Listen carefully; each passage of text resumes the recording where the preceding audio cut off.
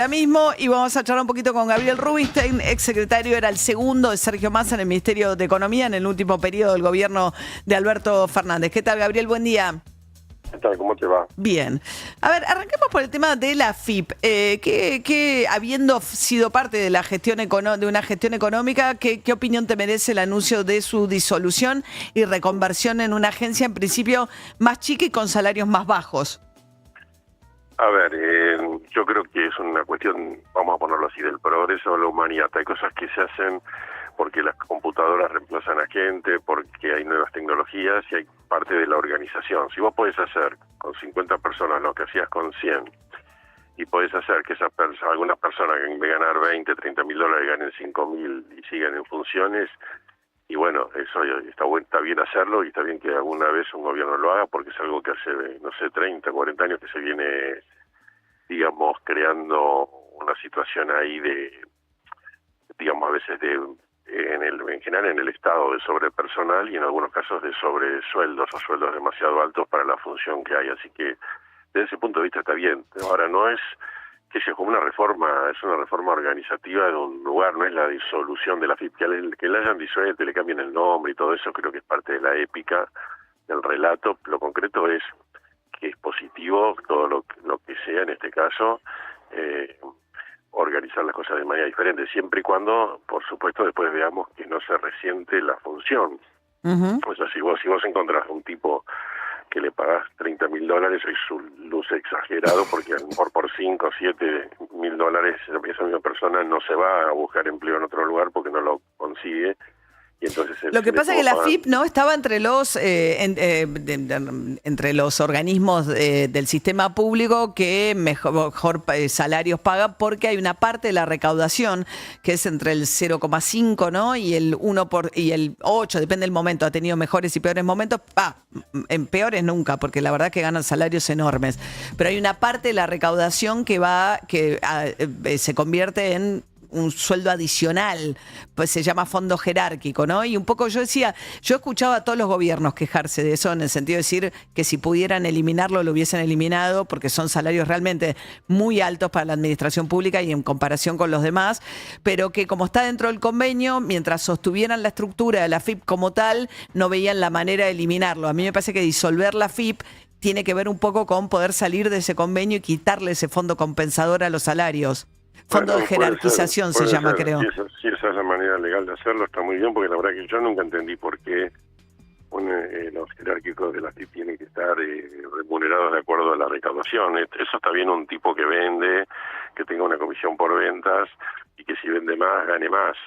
Pero esto es una función pública como cualquier otra y la verdad que lo mismo no tiene, para mí nunca tuvo sentido que porque recauden más los empleados o X cantidad de empleados vayan a ganar más, es como algo o mucho más y eso se extienda en el tiempo, porque no sé, me parece que no es que funciona así el Estado, eso funciona así algunas áreas del sector privado, ¿viste? Algunos pueden tener bonus, otros pueden tener comisiones por ventas, pero no es algo que en el sector privado, en el sector público, para hacer bien el trabajo vas a cobrar más. Entonces, si esa es la vuelta legal que le encontraron, está bien.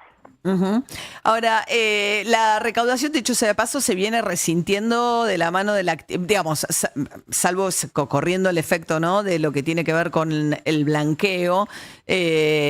Quizás lo que está pasando con la recaudación tenga que ver un poco con la economía y que no termina de dar signos de recuperación, ¿no? Sí, la economía se está recuperando en forma lenta y dispar. De pronto tuvimos un muy buen mes como fue julio, pero tuvimos meses con alguna leve caída en principio en agosto y septiembre.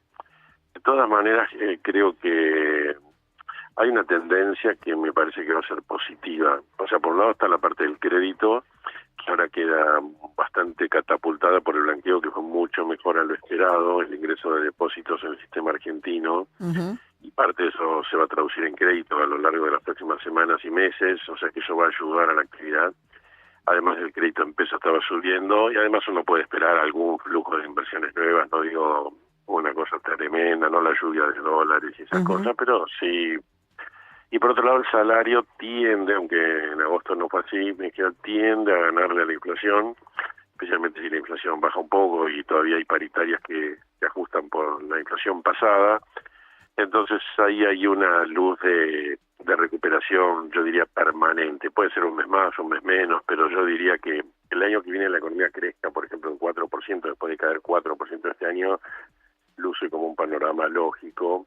Y bueno, después está el mes a mes de la recaudación, algunas cosas que van cambiando, etcétera, pero creo que no hay que poner el foco en el mes a mes de cada impuesto, sino una tendencia un poquito más general, que es una moderada o lenta recuperación, pero bastante sistemática. O sea, no, yo creo que la recesión fue mucho mayor a la que era necesaria y tampoco veo una recuperación en B corta, pero bueno, seguramente en un año la economía va a estar mejor que ahora. Estamos hablando con Gabriel Rubinstein, fue el segundo de Sergio Massa en el Ministerio de Economía. Y última pregunta, Gabriel, hay una discusión respecto de si el tema de la devaluación, el crawling pega al 2% mensual, como se anuncia, no es equivalente a la tablita de Martínez de Oz. Es decir, esta idea de que yo te aviso con anticipación cuánto va a valer el dólar. Ayer hubo un intercambio de cartas entre Cristina Fernández de Kirchner y Javier Milei, pero también un intercambio con el primero que planteó esto fue Pichetto en el Congreso, y Cristina Kirchner diciendo, bueno, finalmente esto es la timba financiera, porque mientras tanto, qué sé yo, pones los pesos a laburar hasta el momento, en algún momento la situación crees que ya se va a agotar, y con esos pesos compras más dólares con los que iniciaste la vuelta, ¿no? Como lo llaman el carry trade. ¿Vos ves algún riesgo de que esto en algún momento explote de esa manera? A ver, siempre que el dólar está relativamente bajo, hay más riesgos que si el dólar está relativamente alto.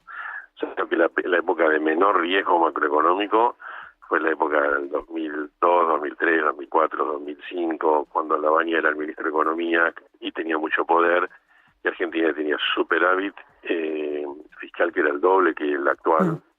Será 3 puntos contra unos 5 más o menos de este gobierno, o sea que el superávit fiscal era mucho más importante todavía, y el dólar estaba alto. Esa combinación de superávit fiscal alto y dólar alto te protege mucho.